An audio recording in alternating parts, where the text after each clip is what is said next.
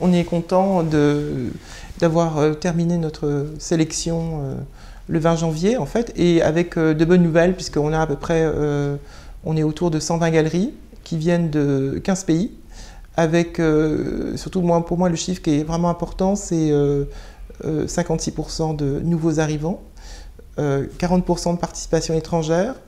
Voilà, une sélection qui était une sélection de galeries et faite par un comité. Voilà, je pense que c'est déjà les données, les premières données réjouissantes en fait. Et puis c'est vrai qu'on est très content parce qu'on a en fait le retour de galeries qui ne venaient plus à Paris en fait.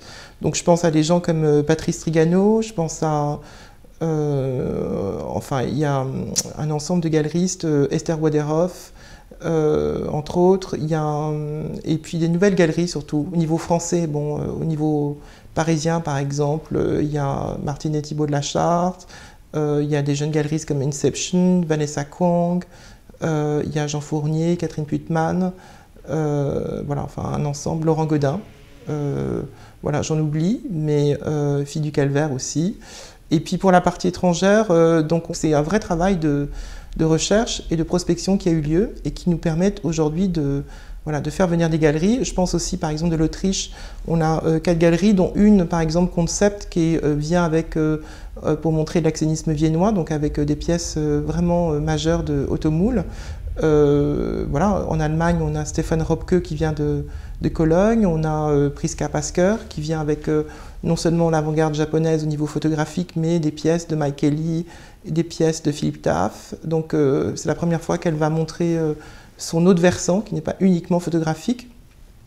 Je pense aussi à Anna Klinkhammer, qui est une jeune galerie de Düsseldorf. Voilà, enfin on a aussi au niveau des modernes, on a Gimpel qui vient de Londres, qui n'était pas revenu depuis très longtemps.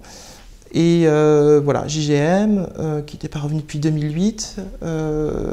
Voilà, donc on est assez content en tout cas de cette sélection qui en fait est dans une sensibilité, j'allais dire, à la fois moderne et contemporaine, puisque c'était aussi l'axe de travail, c'était de vraiment revenir sur les courants européens, les courants historiques, l'abstraction d'après-guerre, le signétisme, donc il sera assez présent en fait. À travers Anne la Lumière, je reparlais de Müller-Gimpel, mais bon, c'est par exemple des 2 galeries qui vont le mettre en avant. Il y a le signétisme Meyer-Zafra et puis Lilia Murdoch, et qui montrent vraiment des pièces importantes. Voilà, donc c'est des courants. Voilà. Il y a aussi la figuration libre, qui est montrée par une galerie qui vient de Béziers, mais c'est les 10 ans de. Enfin, il y a une.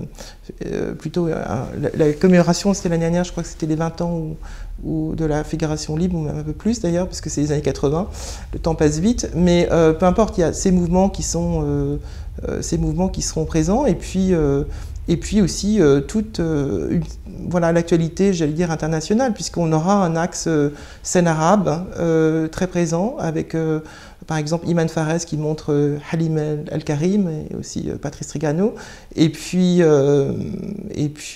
j'ai une présence asiatique assez forte, puisqu'on a au moins 4 galeries coréennes, 2 galeries chinoises, et puis des galeries qui travaillent européennes, mais qui travaillent sur l'Asie.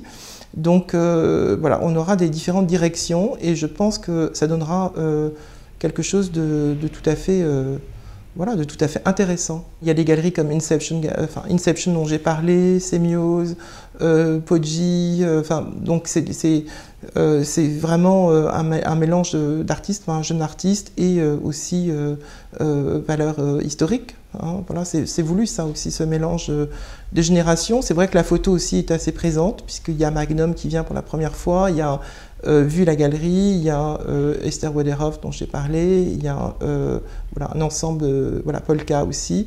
Donc il y a un ensemble voilà, d'acteurs du milieu de la photographie qui sont présents. Donc je pense que déjà il y aura une vraie présence de tous les médiums en fait, plutôt bien illustrée, et en même temps voilà, un mélange de générations. C'est exactement ce qu'on voulait, puisque enfin, pour moi, actuellement, la vision que j'ai de l'art aussi en ce moment, c'est qu'on voit beaucoup la façon dont les jeunes artistes réexplorent le legs moderniste. Donc je trouve très intéressant d'avoir une foire qui n'oblitère pas l'histoire, lui donne une vraie place, donne aussi une place à l'histoire qui vient de l'autre partie de l'Europe, puisqu'on a une représentation exceptionnelle de Budapest, on a cette galerie, et ça correspond bien à cette nouvelle aussi façon de travailler d'Art Paris, qui est vraiment de travailler le territoire. Voilà. Le territoire dans une échelle qui est assez macroscopique, donc vraiment parler d'une scène de manière détaillée et pas juste survoler les choses en ayant une galeriste qui vient et qui représente un pays, voilà, par exemple. Ça, c'est vraiment la démarche aussi, l'amorce du travail qui va être intensifiée de plus en plus avec des présences de villes voilà, où on aura plusieurs galeries de façon à illustrer les facettes d'une scène, par exemple.